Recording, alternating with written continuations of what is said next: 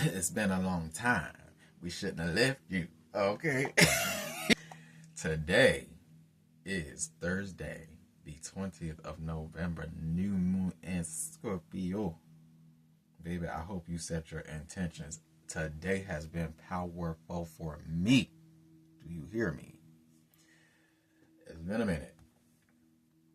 That said, we're going to keep it short and sweet because I just had a whole experience finally realizing one of the things that kept coming up. One of the things that kept coming up in this healing process for me was like relationships. And I would get to a space where it's like, they would bring it up. Spirit would bring it up, or maybe it was an ancestral echo, whatever. And then I'm like, why are you like bringing this up to me, right? And this happened months, probably, I'm going to say, it's November. I'm going to say probably about 6 months ago, right? Kept coming up about relationship. And I'm like, why? Right? And so, I had periods where my feelings were hurt. I was crying about it or, whatever the case. And then finally, now I understand why it's been coming up about relationship. Relationship is not just relating to something outside of yourself. That's how you relate to yourself, your own internal whatever, right? And I've reached a certain space or where I'm integrating Heroes Gamos, which is basically internal unity, is internal harmony where masculine, feminine, all your stuff is working together in harmony, right? And there was this thing coming up in the reading saying like spirit wants to give you spirit is offering you something, but you're not taking it. You're not you have the choice to take it, and right now you're kind of emotionally vulnerable or numb to it. And I'm like, I'm not down for like rejecting anything that spirit gives me or whatever. So what's going on?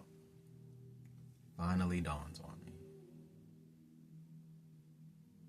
And I say certain things, and this environment typically reacts or responds to it, right?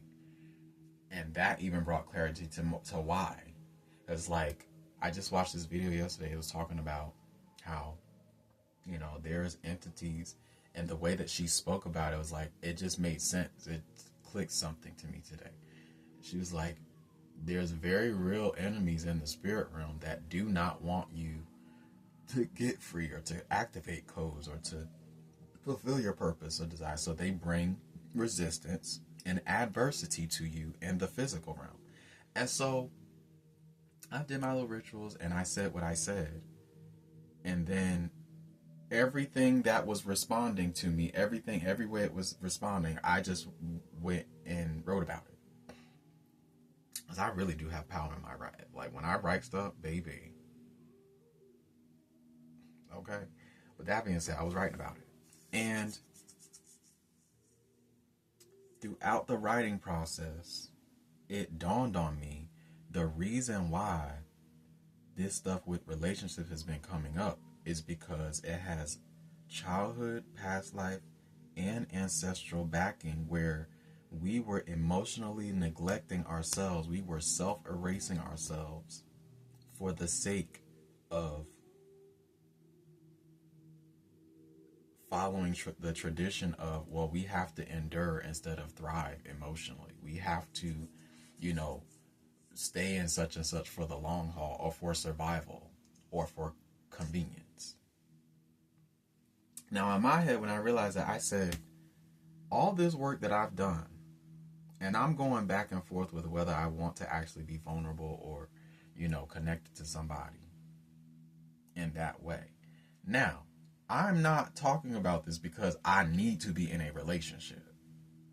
That said, if spirit is handing me a cup and it's potentially someone physically manifesting or materializing in my life, I'm not going to sit here and be like, no. And the reason why that's a big deal is because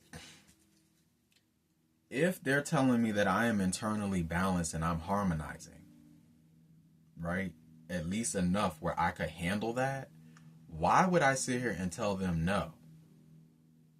If as within, so without, if I tell them no, then how am I setting myself back? But I've done all this work to get here. That don't even sound right. So I just had to come share that because I was going to do something else. But I had to share that because it's like it finally dawned on me. I finally figured it out. All the times where I would be like, nah, I'm good, or I'm going to stay safe, so I'm just going to stay isolated from everybody so I don't have to express the vulnerability. It's like, that's like crazy.